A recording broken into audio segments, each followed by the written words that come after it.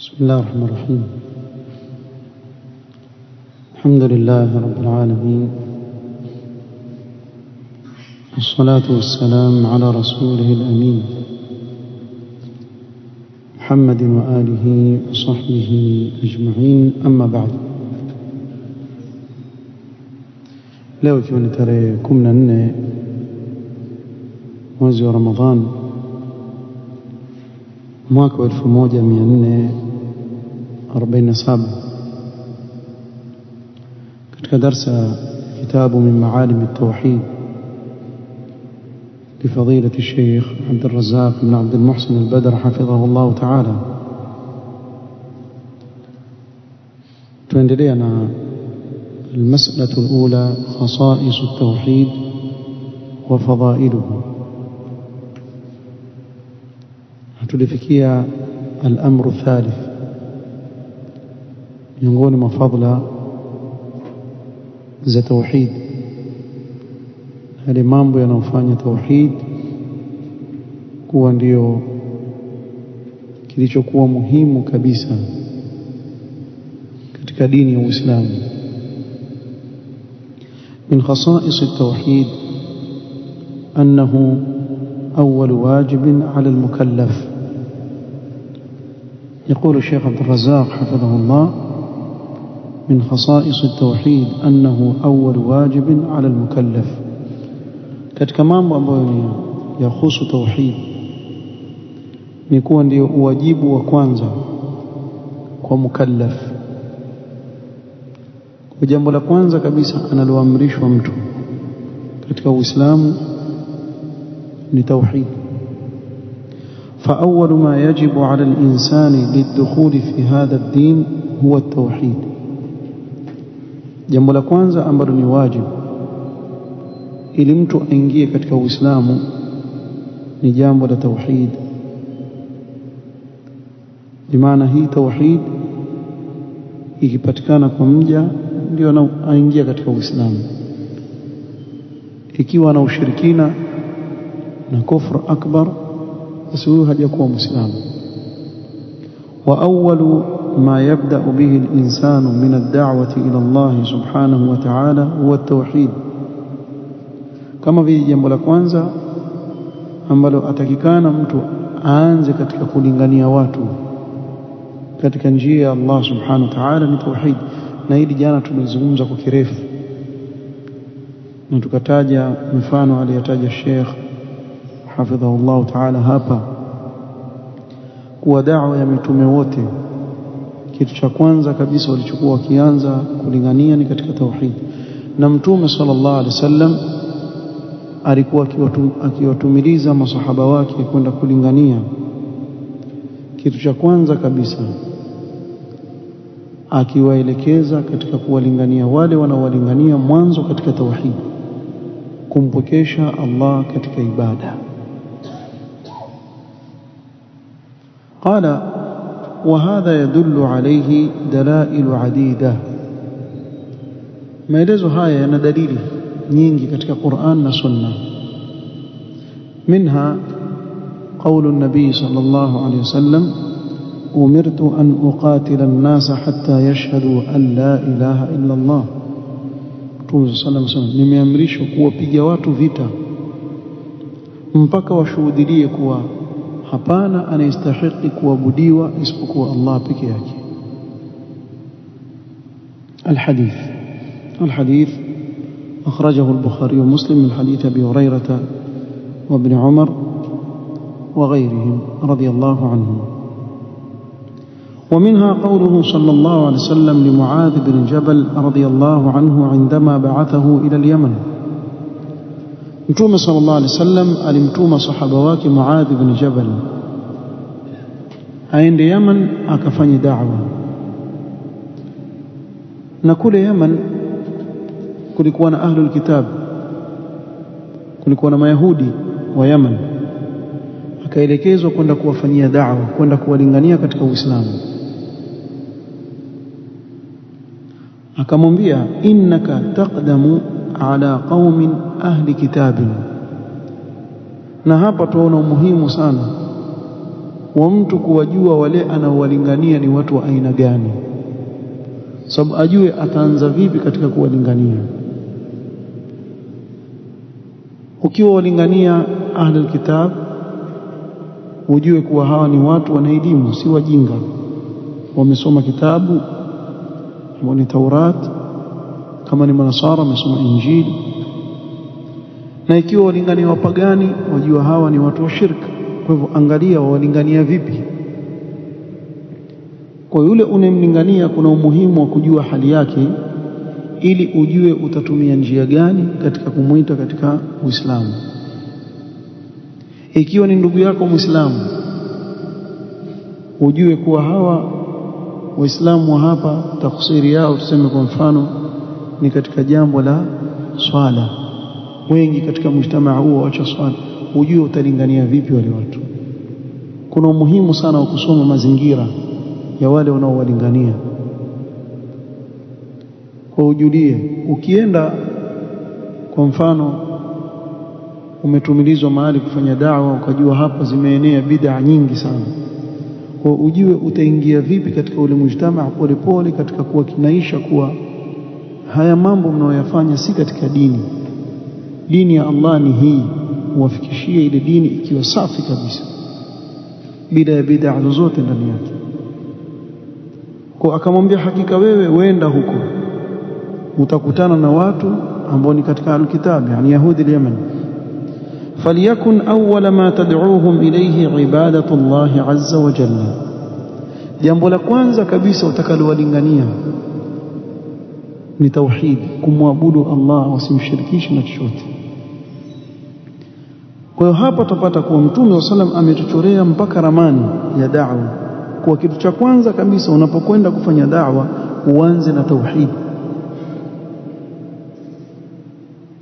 قال وفي رواية بلفظ إنك تقدم على قوم من أهل كتاب فليكن أول ما تدعوهم إلى أن يوحدوا الله تعالى.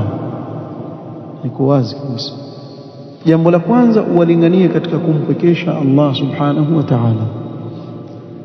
Kwa hivyo tuweza kusema hapa kuwa da'wa yoyote ambayo haitaanza na tauhid katika ulinganizi, haitatanguliza tauhid katika ulinganizi, itakuwa yaenda kinyume na mafunzo ya Mtume sallallahu alaihi wasallam.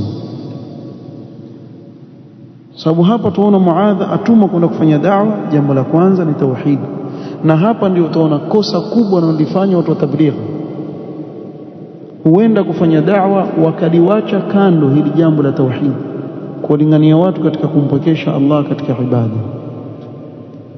Kwa ndio maana aweza kumwona mtu aweza kwenda kufanya da'wa akaingia katika msikiti, pengine kumejengwa kaburi pale, na awaona watu yale wanaoyafanya pale, lakini anyamaze, asiwaambie kuwa kile mnachokifanya pale makosa, kwa kuogopa tu kuwa nikiwaambia hivyo watanikimbia. Kwa hivyo mmoja wao nimweleza maneno kama haya, akawa ananiambia sisi wajua ni kama pipa la taka tukusanya. Utajifanisha vipi na pipa la taka? Hebu fikirie mtu asema sisi kama pipa la taka. Sasa pipa la taka hiyo wataka watu waingie kwenye hizo taka zako hivi ananiambia sisi twabeba tu watu. Lakini sivyo alivyotufundisha Mtume sallallahu alaihi wasallam. Mtume sallam anatufundisha kwa kitu cha kwanza kabisa ni kuwalingania watu katika tauhid, ile ibada iwe ni kwa ajili ya Allah. Walikuwa wakija kutoka India pale Masjid Ziwani pale, mimi nashangaa sana, mtu asimama pale mbele azungumza maneno anayozungumza kisha amevairizi. Sasa nashindwa, huyu sikwambii nimeambiwa, naona na macho yangu, sikwambii mimi nimeambiwa, nimeona na macho yangu mtu amevairizi mkononi na yuwasimama yuwazungumza tablighi. Wewe walingania watu katika kitu gani wewe, wakati wewe aslan mushrik, wafanya shirk, wamshirikisha Allah subhanahu wa ta'ala? Kuna kitu gani zaidi kiovu zaidi kama kumshirikisha Allah subhanahu wa ta'ala? Hameona. Ukija katika mambo sasa ya bid'a, Allahu akbar, wala usiulize, jambo la kawaida kwangu. Kwa hivyo hili suala la kuwa jambo la kwanza katika da'wa watu watakikana waanze na tauhid, ndio ipawe kipaumbele kabla jambo lolote lingine. Wa fi riwayati bilafdh innaka satati qauman ahla kitabin, katika riwaya nyingine Mtume sana amwambia Muadh, hakika wewe utakuja kwa watu, wenda kwa watu huko ni ahlul kitab. Fa idha jitahum, utakapokwenda kwao ukiwafikia hao watu, fad'uhum ila an yashhadu an la ilaha illa Allah, jambo la kwanza walinganie katika kushuhudia la ilaha illa Allah, tauhid, wa anna Muhammadan rasulullah. فالتوحيد هو أول ما يجب على المكلفين وبه يبدأون. kwa tauhid ndio jambo la kwanza la wajibu kwa kila mukallaf. Mukallaf ni mtu ambaye ni baligh aqil, ashabaligh na akili yake. Jambo la kwanza analowajibishwa huyu mtu kulifahamu na kulikubali na kulifuata ni tauhid. wa huwa awwal ma yadkhulu al-insanu bihi fi hadha ad-din. Sote tufahamu kwa mtu akitaka kuingia katika Uislamu apiga nini? Shahada. Ndio tauhidi, ndio jambo la kwanza analolifanya anayetaka kuingia katika Uislamu. فالدين قائم على التوحيد وهو أساسه الذي عليه يبنى. kwa dini imesimama juu ya tauhid, ndio msingi ambao dini yetu ya Uislamu imejengwa juu yake. Naweza kusema kuwa kwa haya matatu tuliyosoma mpaka sasa, yani lau kama ingelikuwa ni haya matatu tu yashatosheleza kumkinaisha mtu kufahamu uzito wa jambo la tauhid na umuhimu wake. Kefu na kuna mengine mengi yatayataja hapa. Al-amru ar-rabi' min khasa'is at-tauhid annahu sababu al-amn wal-ihtida'i fi ad-dunya wal-akhirah. katika khasa'is za tauhid ni kuwa tauhid ndiyo sababu ya kupata amani na uongofu hapa duniani na kesho akhira. واقرأ هذا في قول الله سبحانه وتعالى. ابو سوما katika maneno ya Allah, alladhina amanu ولم يلبسوا إيمانهم بظلم أولئك لهم الأمن وهم مهتدون. الله سبحانه وتعالى الذين آمنوا ولومين ولم يلبسوا لم يخلطوا إيمانهم بظلم, kisha wasichanganye imani yao na dhulma. Na dhulma inayokusudiwa hapa kama utakavyoona ni shirki. Ulaika lahumul amn, hao ndio watakaopata amani hapa duniani na kesho akhira. Wa hum muhtadun, na hao ndio waliongoka, waliona njia sawa iliyonyooka. Fal-amnu biyadillah. Mwanzo tutakatufahamu kuwa al-amnu biyadillah, amani iko katika mikono ya nani?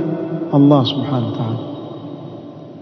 Allah ndiye anayempa amani yule anayemtaka na akamjalia akose amani anayemtaka yeye kwa hikma zake na uadilifu wake.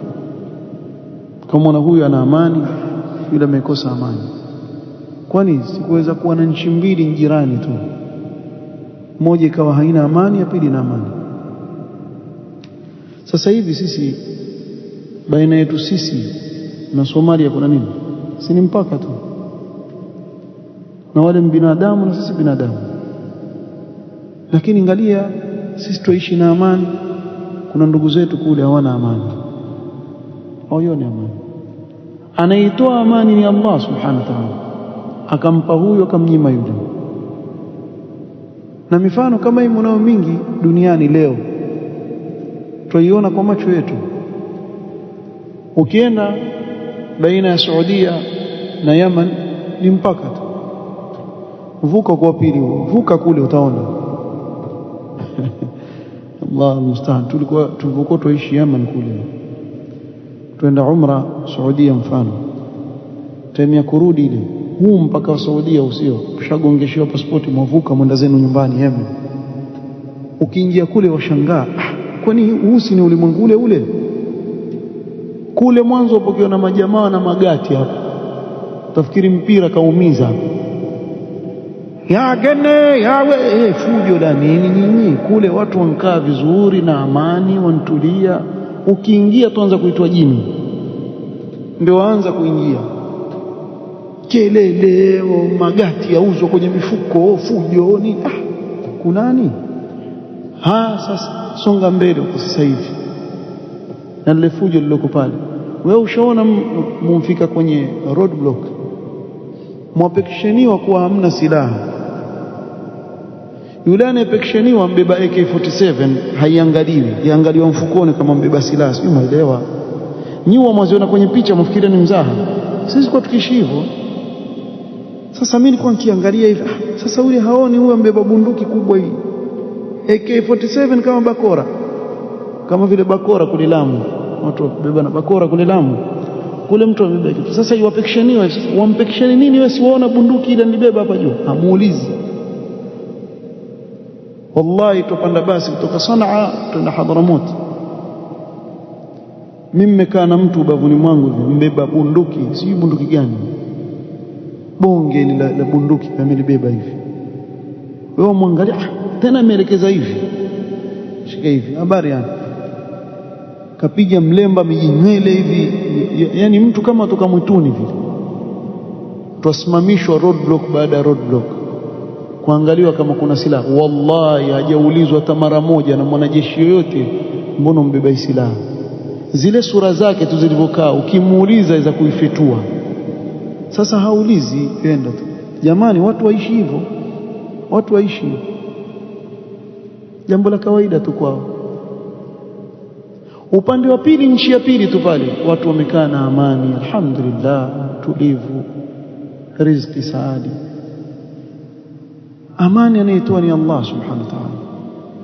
Hakuna mtu yote aliye na nguvu ya kuweka amani mahali fulani ama kuondoa. Allah subhanahu wa ta'ala pekee yake subhanahu wa ta'ala, yeye ndiye anayetoa amani. Fal amnu biyadillah.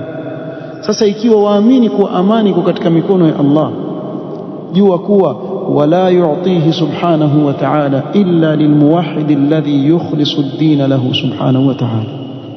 Allah hampi amani ya dunia na akhira isipokuwa mtu wa tauhid, mtu wa tauhid ambaye hamshirikishi Allah na chochote. Wallahi waishi na amani vile itakavyokuwa hali, raha ya nafsi na utulivu anaupata wa ajabu sana.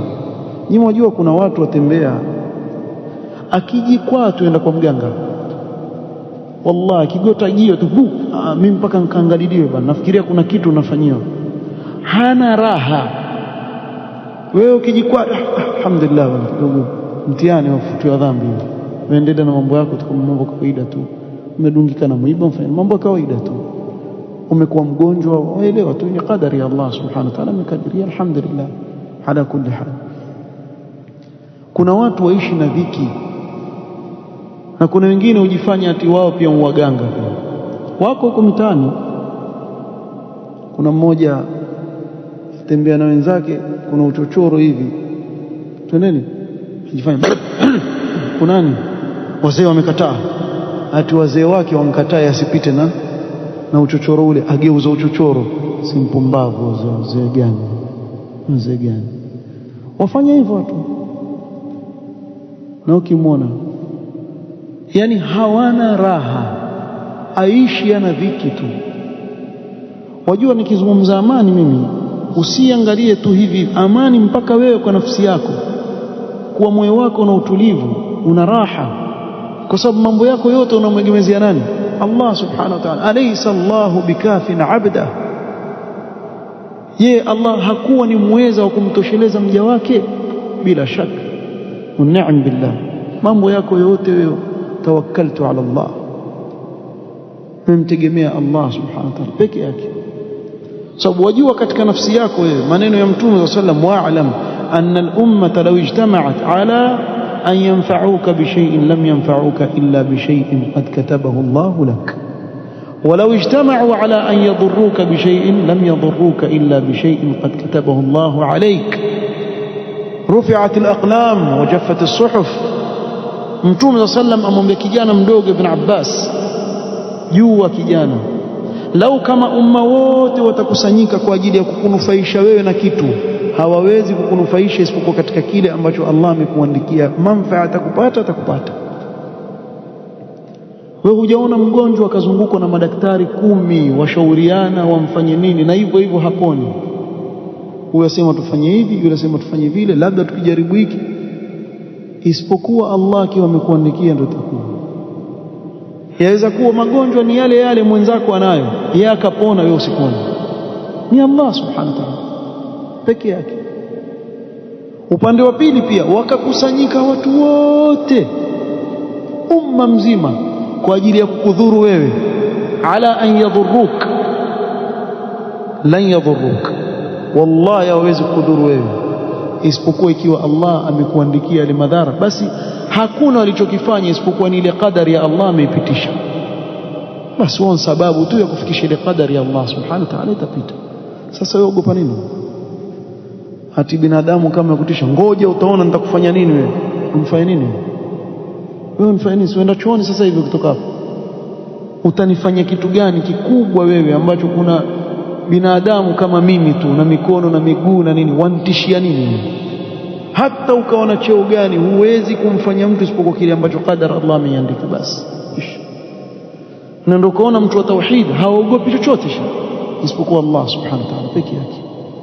Ama binadamu ana habari nao, huweza kumfanya nini? Sio keti bwana, ogopa waganga bwana. Mganga muogopa bwana.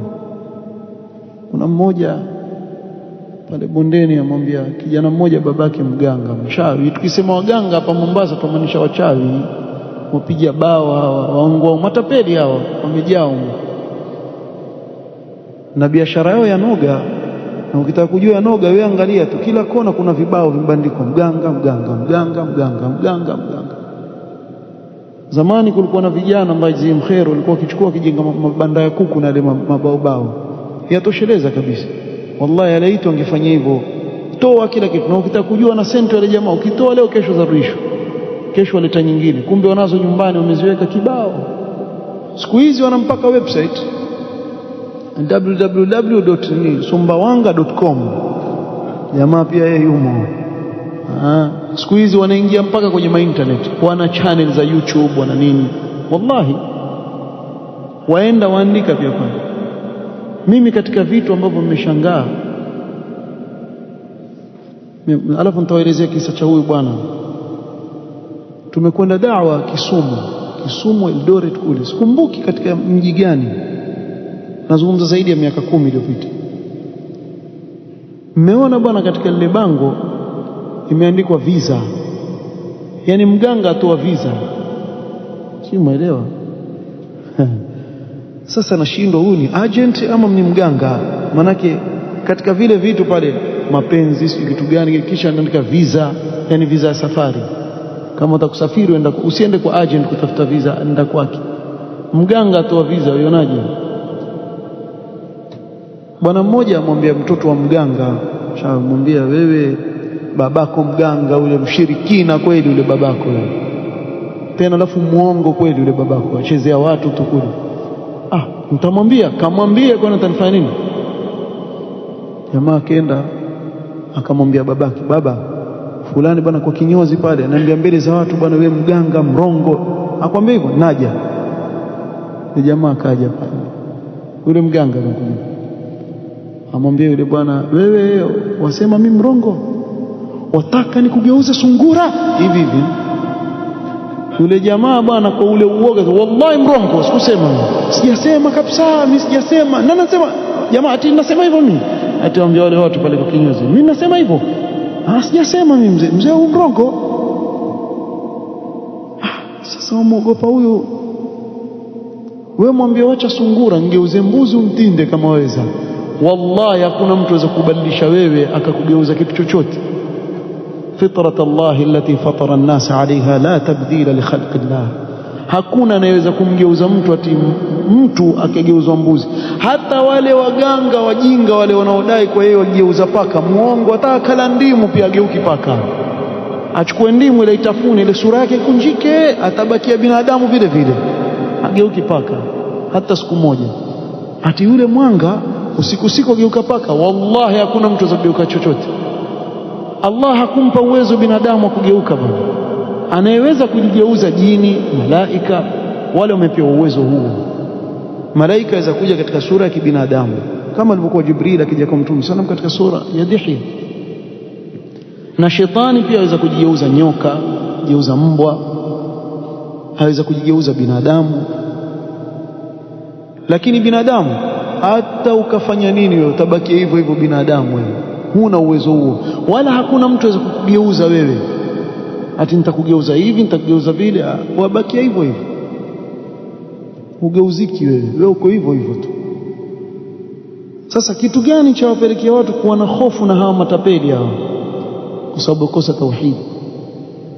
Mtu akakosa amani, hana utulivu katika moyo wake, mwoga. Kuna watu wakitembea usiku chini ya mbuyu, wakifika yuwakimbia. Ameona mbuyu akwambia washasema wenyewe kila mbuyu na shetani wake, yuwakimbia. Wewe ogopa mbuyu wewe? Ndio ilivyo, kwa sababu huna tauhid. Ile hofu inaokujia kwa sababu huna tauhid katika moyo wako. Lakini ukiwa una tauhid katika moyo wako, ile hofu ya kuondoka, sababu unayemwogopa ni Allah subhanahu wa ta'ala. Atakifanya kila kitu kikuogope wewe, kwa sababu muogopa yeye subhanahu wa ta'ala. Wewe muogope Allah subhanahu wa ta'ala. Wallahu almusta'an. Watu waoga ndio pale mtu akipandisha jini wakimbia. Si msomee ruqya, na yule jini akimwambia wewe endelea tu, unajua mimi wewe, basi bwana haina haja.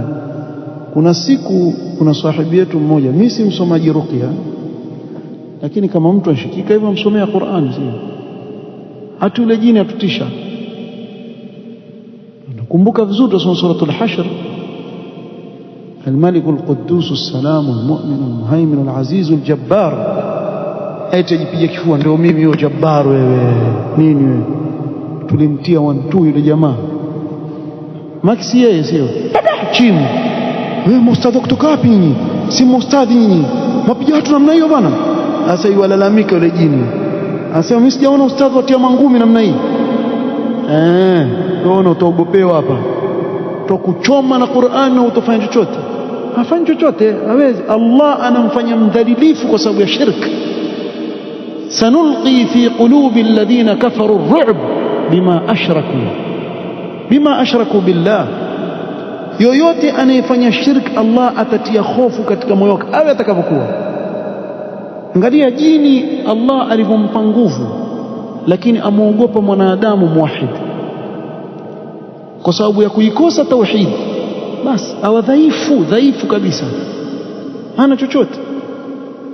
Turudi hapa kwa amani iko katika mikono ya Allah, huwapa watu wa tauhid waliomtakasia Allah amali zao.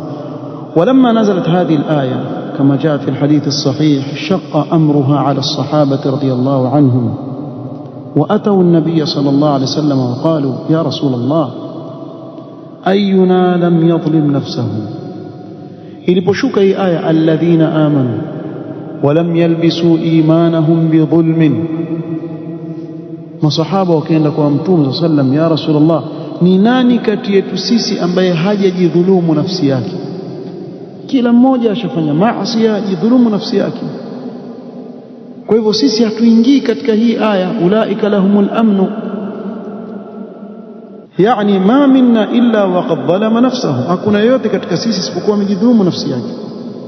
wallahu yaqul alladhina amanu wa lam yalbisu imanahum bidhulmin ulaika lahumul amnu wa hum muhtadun. فمعنى ذلك لا حظ لنا من الأمن والاهتداء، maana yake sisi hatuna nafasi ya kupata amani wala uongofu, kwa sababu kila mmoja amejidhulumu nafsi yake. لأن كل واحد منا قد ظلم نفسه، kila mmoja wetu ashawahi kujidhulumu nafsi yake. فقال النبي صلى الله عليه وسلم, Mtume sallam akasahihisha ufahamu akawaambia ليس ذاك، يعني ليس هذا هو معنى الظلم في الآية. sio dhulma katika hii aya, sio hiyo maana yake. ama qara'tum qawla al-'abd as-salih, yani Luqman al-Hakim, je hamkusoma kauli ya yule mja mwema ni Luqman alipomwambia mwanawe ya bunayya la tushrik billah inna shirka la dhulmun 'adhim. kwa dhulma inayokusudiwa hapa ni shirk. fafassara alayhi salatu wassalam adh-dhulma fi hadhihi al-aya bishirk. Mtume sallallahu akafasiri dhulma katika hii aya kuwa ni shirki. فأفاد هذا السياق أن من آمن ولم يشرك له الأمن والاهتداء في الدنيا والآخرة. هي آية ikatupa faida kuwa yule anayeamini kisha asimshirikishe Allah subhanahu wa ta'ala na chochote, basi huyo atapata amani na uongofu fi dunya wal akhirah. فهذه من خصائص التوحيد. من كان موحدا منحه الله سبحانه وتعالى الأمن والاهتداء في الدنيا والآخرة. وهو أتكامن kuwa katika watu wa tauhid. Watu wa tauhid Allah huwapa amani na uongofu hapa duniani na kesho akhira. Waishi na raha, roho yako baridi kabisa, huna wasiwasi kabisa. Yani ukitizama haswa leo katika maisha watu wanaoishi, wengi katika watu waishi maisha ya dhiki sana, kwa sababu wengi wamevutiwa sana na mambo ya kidunia, wakasahau akhira, wakaghafilika na kumkumbuka Mola wao, mpaka waona watu waishi na dhiki sana. Lakini muwahid, mtu wa tauhid, wallahi hakuna chochote, hata upepo ukapiga kiasi gani wa mitihani katika hii dunia, Allah atampitisha salama kabisa. Na kesho akhira, hawa ndio watakaokuwa na amani mbele ya Allah subhanahu wa ta'ala. Wale walioamini wasimshirikishe Allah subhanahu wa ta'ala. Tizama, kuna amani zaidi ya kuwa waelekea kwa Allah aliyekwambia ya ibadi ya abdi innaka law ataitani biqurabi al-ardi khataaya thumma laqitani la tushriku bi shay'an la ataituka biqurabiha maghfira. Ewe mja wangu, hakika wewe ukinijilia mimi na mfano wa hii ardhi umejaza madhambi, thumma laqitani, kisha ukakutana na mimi siku utakapokutana na mimi, la tushriku bi shay'a, hunishirikishi mimi na chochote, la ataituka biqurabiha maghfira, na mimi nitakuletea mfano wa hayo madhambi maghfira, nikufutie madhambi yote, nikusamehe, maadamu wewe ni mtu wa tauhid. Hii ndio amani. Na wala hii hadithi haijamaanisha naenda kafanya madhambi kule, lakini yaeleza fadhila kubwa ya tauhid, kuwa yachoma madhambi yote ya mja kiwa mtu katika watu wa tauhid. Kwa haya tuonyesha uzito wa jambo la tauhid, na kuwa si jambo dogo. Atakikana Muislamu jambo hili alisome, alielewe na alitabikishe katika maisha yake. Utaishi maisha raha katika hii dunia, si utajiri, una pesa nyingi, sijui nini. Waweza kuwa maskini wapata shida, na waweza kuwa tajiri wapata shida. Kwa haiangalii umaskini wako wala utajiri wako. Masala si kuwa huyu kwa sababu mtajiri wacha nimtie dhiki, huyu kwa sababu maskini wacha utumpe raha. Ikiwa ni katika watu wa tauhid na Allah amekufungulia katika dunia, atakupa utulivu. Na ikiwa ni mtu wa tauhid na huna katika dunia, ni maskini, pia Allah atakupa utulivu. wama amwalukum wala auladukum billati tuqarribukum indana zulfa illa man amana tauhid wa amila salihan. Kwa sio mali zenu wala watoto wenu wanaowajiongeza nyinyi karibu na sisi, la. Haiangaliwi eti wewe sijui una mali nyingi ndio utakuwa karibu zaidi na Allah. Yule mwenye kidogo akaikae mbali huko, mambo ya kidunia. Wala watoto wako ni wengi, basi utakuwa karibu na Allah. Wakiwa wachache wa mbali, la. Illa man amana wa amila salihan. Kinachoangaliwa ni iman, tauhid na matendo mema, ndio watakaokuokoa hapa duniani biidhnillah ta'ala na kesho akhira. نكتفي بهذا القدر والله تعالى أعلم. سبحانك اللهم وبحمدك أشهد أن لا إله إلا أنت أستغفرك وأتوب إليك. بارك الله فيكم.